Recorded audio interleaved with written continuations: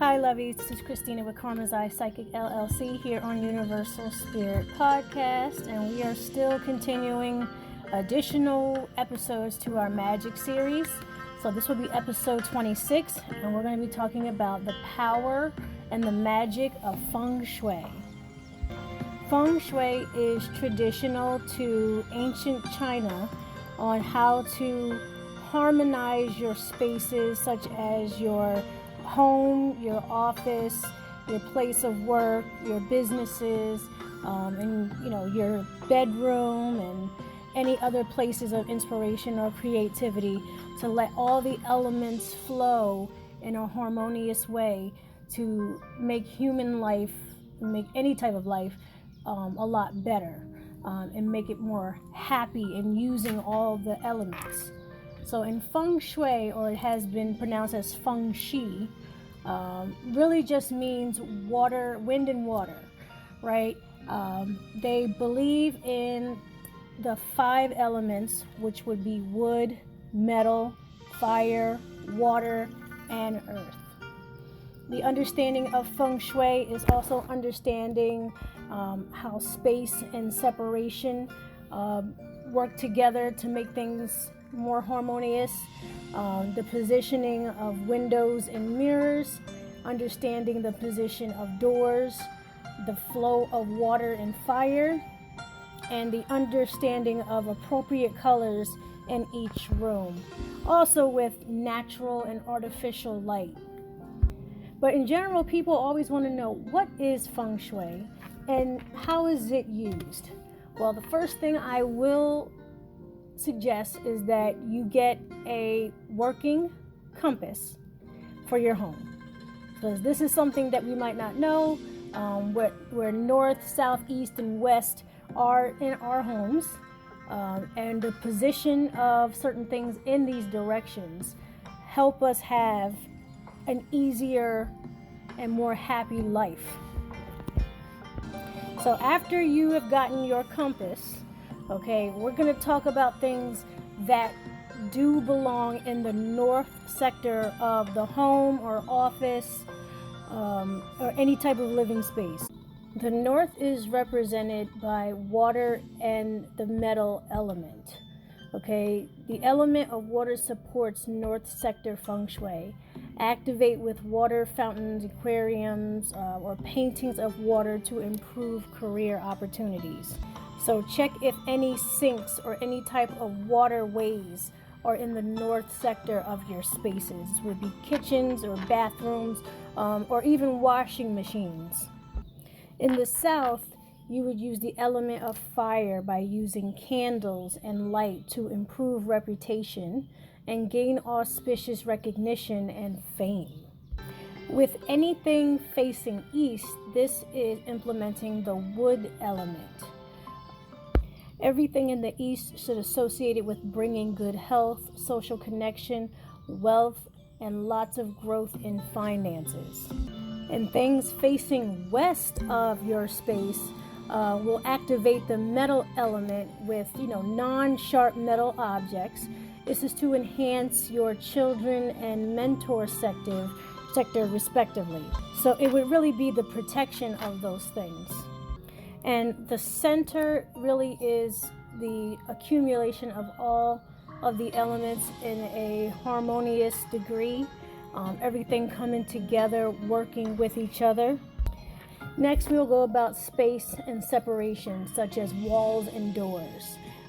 Very important that when you have a door or entryway, it should never be facing an outward door or a back door, right? You should never be able to see the back door from the front door. So if you are conscious of where you have walls, or things facing each other, try to get like a wall or some type of separation piece to get in between those two doors. This way, any good abundance coming in doesn't just flow right out, because that's the importance of when people or energies walking into your home. Walls and separation spaces help that energy to move around, instead of just flying right out. the understanding of positions of windows and mirrors. So windows are to bring in natural light. So every room, if possible, would need to be illuminated with natural light instead of artificial light. However, if you have no choice, artificial light is okay if you were to use like light, soft LEDs opposed to sunlight. Okay. So also, we don't want to magnify the illusion of mirrors in these spaces as well. For windows to be facing windows, okay, is an illusion of having more space, but also allowing those, positive vibes, kind of miss you and go into other dimensions and not really stick with you. So they become very fleeting, right? Good times will become very, very short-lived. Now, the importance of doors is always the entryway, right? And then there's the exit way. Unless you live like in an apartment complex and the only exit way you have is a balcony. So everyone will be going in and out of the entryway door. It is best to use the doors for their specific purpose. So if it's an entry door, come in that way. If it is an exit door, go out that way, right? That is something that, kind of gets a little cheated when you have a garage and a front door in a lot of houses. But in apartment complexes and you only have the one door, be very, keep the entryway and your exit way clear of any type of, clutter or any, debris or garbage, because it will tend to attract more of that negative energy coming in and going out. So when you're going out into the world, you're like kind of bringing your garbage out into the world as much as you are bringing in other people's garbage into your home. So keep that in mind. Also, the understanding of the flow of water and fire. And this comes to your sinks, your bathtubs, your toilets, okay, your cooking spaces, and also, as I mentioned before, the way where you put candles. Okay, water and fire should never be like complete opposite of each other, right? Like you should never have fire in the south and then have water in the north. Okay, fire is specifically south. Now, when it comes to decorating your home and the colors that you use, you have to keep the direction in mind to make these spaces harmonious. Okay, first and foremost though, the middle of your home or the heart of your home is suggested that you would have some type of earthy, like brown or pink or yellow, right? Because it's the center of the home, it represents the heart. It's almost like it represents the sun and the solar system. Okay, so keep that in mind when, placing those colors in the center of your home. It's kind of like bringing the home or even space, office space or anything like that to life.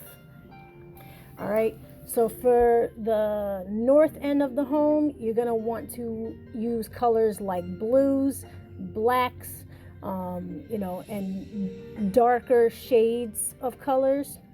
For south, you're going to want to use things like red or even hot pink. Okay, for east, you're going to keep this like earthy, like greenish type of, natural feel to any part of the east of your home. The west of your home is going to be like white, gold, or silvers, or some, kind of grays. All right, this way we can balance out the other three directions. Okay, when it comes to like northwest, you're looking at, travel, luck, and helpful people, or just help in general, assistance. That would be like white, gold, or silver. When it comes to northeast, that's for education luck, okay, or intellectual luck. So you would have browns, yellows, and different shades of pink. When it comes to the southwest, okay, this is for romantic luck. So you're going to have like browns, yellows, and pink, which is similar to the heart of your home, right? Or the center of your home, especially if you were centered in that particular subject, right? Or that's what you want the most. When it comes to southeast, you're going to want to bring in, it brings in wealth. So you're going to want colors like green, okay, or gold to be in those directions. This way, the home will always be bringing in wealth at all times, and the house will live and speak and breathe wealth. So I have linked all of my sources down below. I hope that this episode was helpful. If you were curious as to why, what makes it magical, is that understanding the energies that are constantly around us. And it's like a way of, I wouldn't say manipulating, but, manipulating the energy. Like the energy can be whatever it wants to be outside of our home, right? Or outside of our office, or outside of our sacred spaces. But we can control how energy, quote unquote, behaves when we are around, right? And also consider your particular, zodiac as well, and your element, fire, water, air, and earth, and also your Chinese element, that's fire, water, wood, earth, and metal. Okay, look up your Chinese zodiac and see, what works best for you and which parts of your space that you are drawn to and why. This also helps for combating depression. It helps with combating anxiety. It also helps with getting a clearer mind. It helps with getting a healthier body, and definitely influencing a healthier environment, right? To make things more happy, peaceful, harmonious, for things to go in your favor, to deflect negativity and attract wealth, right? Or attract love, right? And really the energy that you are sending out comes back to you, not only consciously, but, identical to what you send out. So you're not feeling like, you're wasting your time doing things, and anything in particular you set your mind to, or any area of life that you are involved in, is influenced by your space and the colors you wear and the architecture, and obviously the flow of water and fire, making sure these elements are in harmony with each other. This way the people in these spaces are within harmony of each of themselves as well, right? So that would be why and where it holds magic. And this is not a secret science or anything like that. It's actually a very, very interesting way to combat a lot of negativity in particular. I do know for a fact in my home, I do my best to keep my entryway clear. However, I do have children, and unfortunately myself can get lazy, and we do have like a bunch of stuff in our entryway, which does cause our moods to change a bit when we get home. So it's kind of like we feel like we need to spill out all the negativity sometimes, or spill it out when we're leaving, which I know is bad or I know is not ideal. But I would like to say I have all of my mirrors covered. None of my mirrors are facing windows. I have my stove and my sink in a harmonious angle. This way the energies don't cancel each other out and don't overlap. Okay? Another way it can be magical as well is that if you are highly spiritual, you would understand that your home or your spaces have a soul or a spirit, and you would want to make sure that spirit is in harmony before you set any type of intentions, right? It's kind of like getting a car alignment with the wheels and making sure the air is in the tires before you start actually driving the car, to guarantee that the car can drive straight, right? So that's another way to keep your spaces very magically potent, very magically powerful, and definitely hit, definitely, if not more often than not, hit your target every time with your intentions, at least the things that are meant for you, right? There's no guarantee you can get things that are not meant for you. So I hope this helped. I hope this was interesting to understand. And again, this is Christina with Karma's Eye Psychic LLC here on Universal Spirit Podcast. And I will see you in the next episode, because this magic series seems to be going on for infinity. But thank you for listening, lovies. See you in the next episode. Bye.